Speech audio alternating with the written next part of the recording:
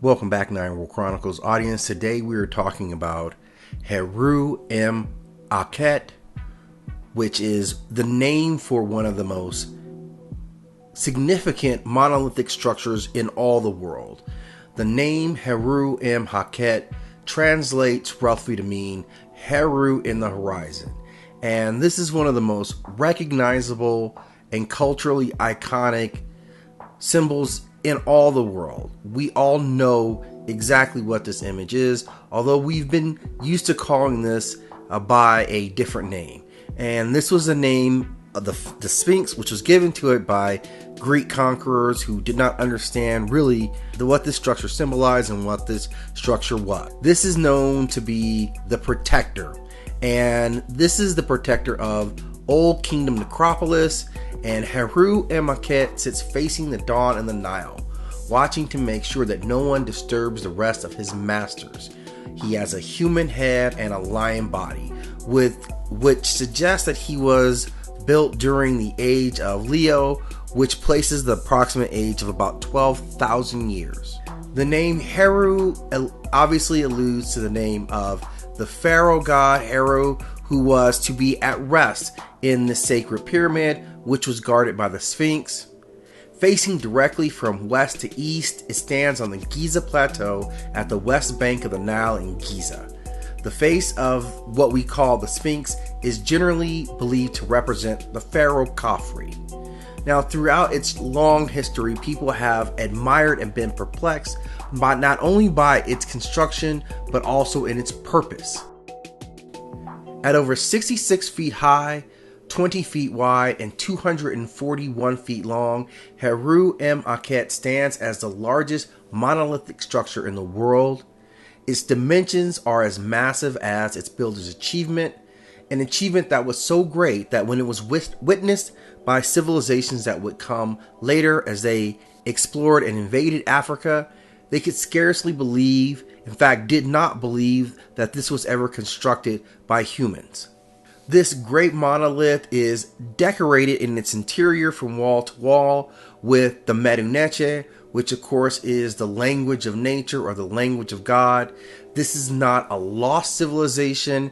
These were the people who inhabited this area. These were the earliest inhabitants of the land that we would call Kemet. Now, the great statue is built on lines that are perfectly aligned with the natural spirituality of Ma'at. While many outsiders first viewed this as primitive animism, seeing both man and animal parts together, but within this Kemetic philosophy, this was far from any type of primitive animism. This was, again, astronomically a monolith that was placed strategically between the Great Pyramid and the rising sun. And it was placed here for significance that can be viewed even from space.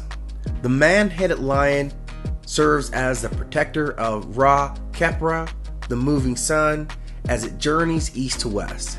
However, remaining conscious of the importance of dualism in Kemetic, path of Ra Khepri, Mer, and Heru Em Akhet depicted as a significant transition from the human body and mind.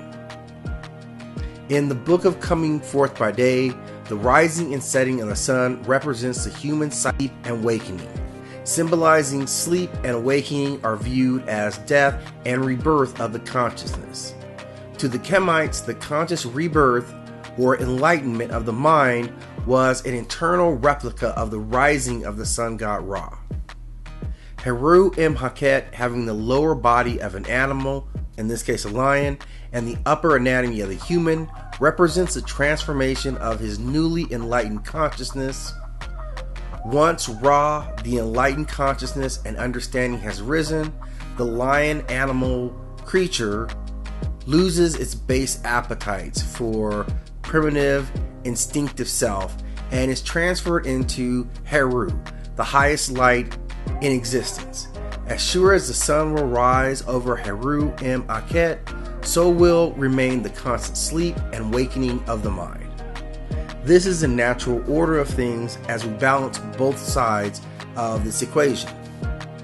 The real significance Heru Em Akhet is one in its functionality and his role among the Kemetic people, but also as an architectural structure built from a people in ancient times using a process that even modern science can't quite reveal to these days. And just like the pyramids that surround it, this accomplishment should be acknowledged on a massive scale. But to really understand the significance of it, we need to first start by understanding who this fantastic creature was, what he actually represented, and like all things that exist in the world between natural and supernatural, there is power in his name. So today we need to first start by claiming his true name and calling him by that name, Heru Em Akhet. Thank you for joining us at Nine World Chronicles, and join us again as we dig deeper into mythology and enjoy the myths and stories that were left for us by all of our ancestors.